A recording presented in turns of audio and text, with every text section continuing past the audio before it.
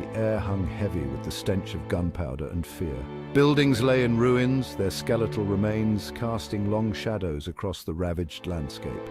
This was a place where the echoes of war reverberated through every shattered window and bullet-riddled wall.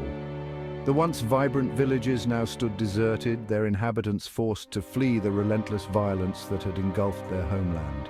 This was a land scarred by war, where danger lurked around every corner.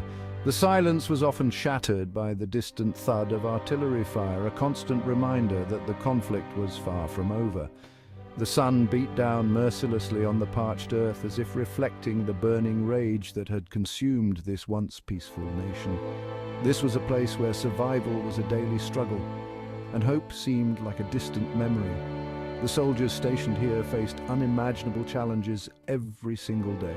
They patrolled the shattered streets, their fingers never far from their triggers, their senses on high alert for any sign of the enemy. They had witnessed firsthand the horrors of war, the brutal toll it took on both the innocent and the guilty. Captain Mark Thompson was a beacon of hope in this desolate landscape. With his steely gaze and unwavering determination, he was the epitome of courage under fire. His men looked up to him, drawing strength from his calm demeanor and unwavering resolve.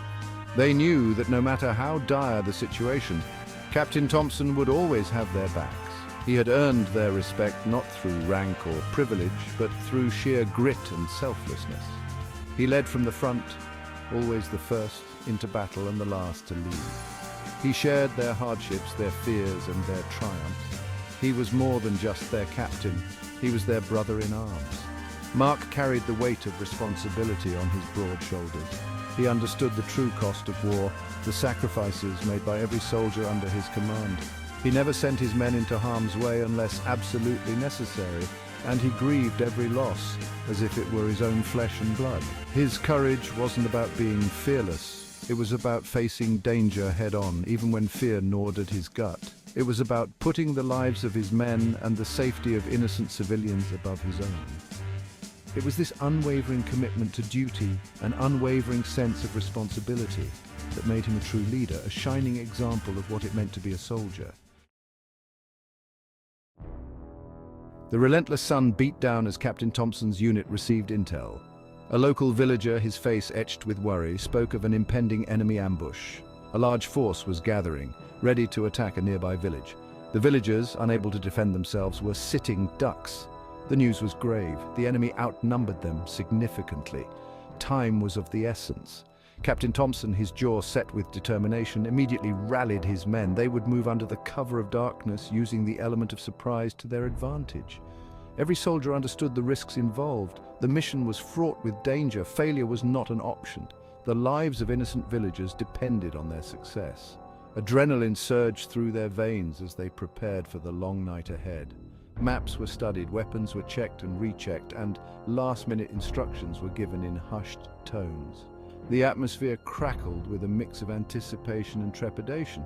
They were about to walk into the lion's den, but they would do so with courage and unwavering resolve. Section 4, a desperate fight for survival.